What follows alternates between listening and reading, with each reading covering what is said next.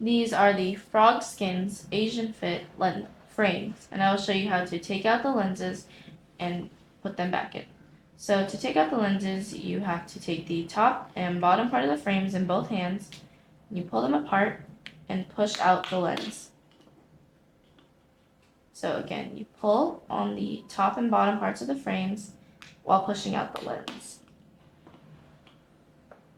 Now, to reinstall the lenses, you take one and you are going to slide it in, this part mostly, into the grooves of the frame. Be gentle, don't push too much, and you just push the exposed corners down into the grooves. Again, this part of the lens into this part of the frame, gently into the grooves, and you push down the exposing parts, and you should hear a click.